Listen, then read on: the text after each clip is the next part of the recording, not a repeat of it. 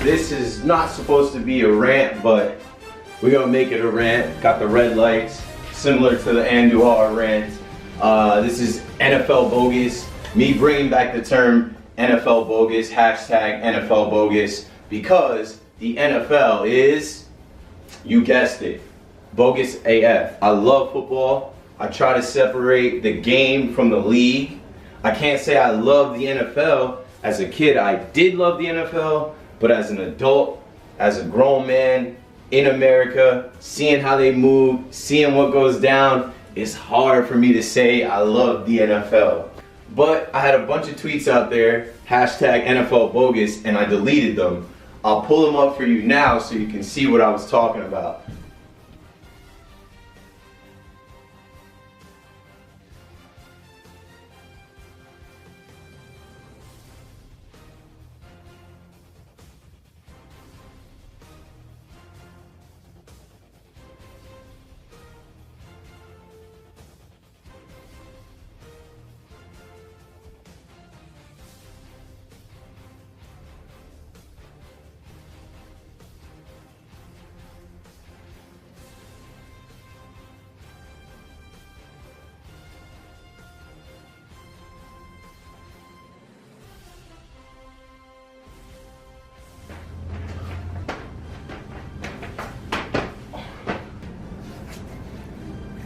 Rocking the Vic jersey because that's what type of time I'm on. One of the greatest players we ever got to see play quarterback in the NFL. I want to start off saying shout out to the NFL. I interviewed at the NFL in the summer, some dope people over there. I was a little too qualified for the coordinator position they had open, but for me, being a kid who grew up idolizing the NFL, watching the NFL, playing football, it was dope just to be in the office. But finna turn up on y'all. NFL bogus was my way of just lumping in everything that went on with the NFL that I thought was dumb, weird, not right, stupid, whatever it might be. It really started because every Sunday you watch the game and they tell you that your eyes are lying to you. They tell you what you saw on the screen is not it, such as Dez making a catch and bogus penalties, bogus no calls, any type of ruling or decision or thing that went on with the NFL, and I'm like, get the NFL out of here, man. Hashtag NFL bogus. I'm bringing it back because I feel like this is going to be part one, and there's going to be multiple major episodes where I bring up NFL bogus and I talk about something. All right, boom. So let's start with the Dallas Cowboys, my team. My boy Ezekiel Elliott, 21 Savage, Zeke the Freak, jumps in the Salvation Army bin after he scores a touchdown. Now, we've seen this before. Ezekiel Elliott brings attention to the Salvation Army 2 years in a row, takes out $21, donates it.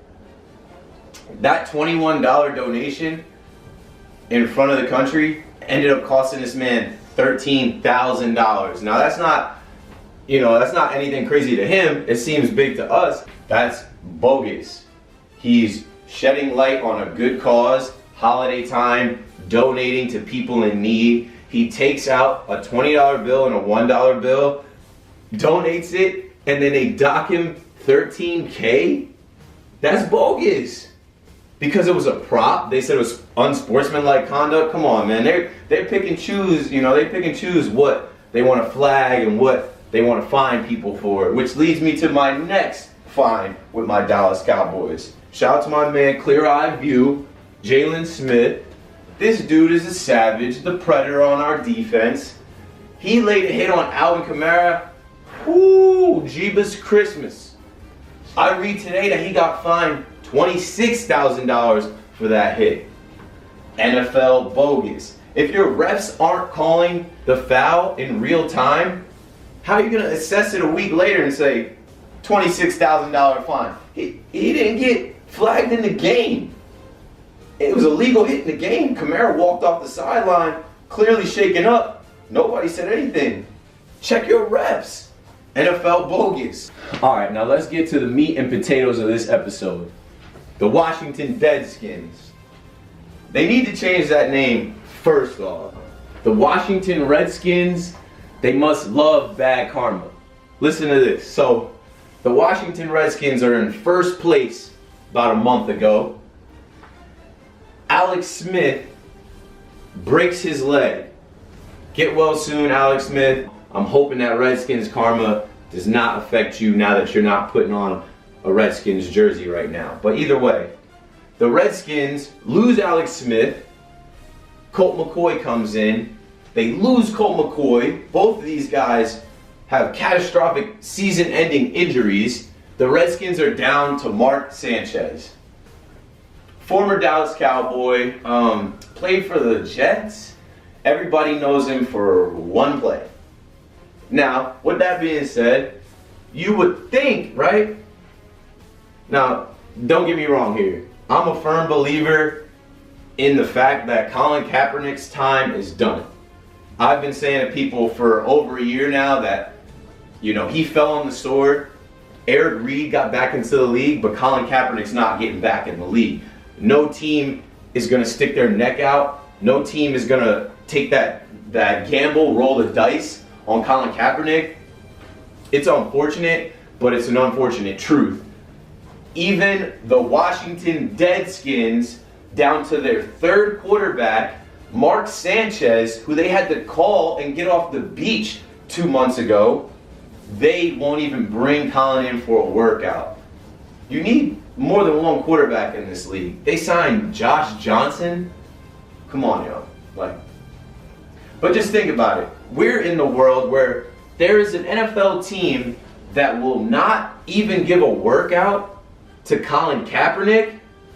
He stood up, took a knee, stood up for police brutality and injustice against black people. That same team will pick up Reuben Foster, who was dropped by the 49ers for domestic violence his second time around. The Redskins were the only team to put a claim in on him. Bruce Allen, I don't know what you're thinking, bro. NFL bogus. Come on, man. I don't care what information they claim they had, right? Reuben Foster's girlfriend gets on Good Morning America and she tells the world, yes, he beat me that first time, but I loved him.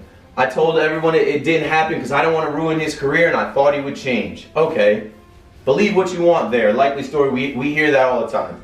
But the second time, if this is popping up again, if this is the second time with this dude, say no more. We don't need to hear anymore. There's nothing else to be said. Like, the NFL storylines, you can't make them up. You couldn't write a script. You couldn't make a movie like this.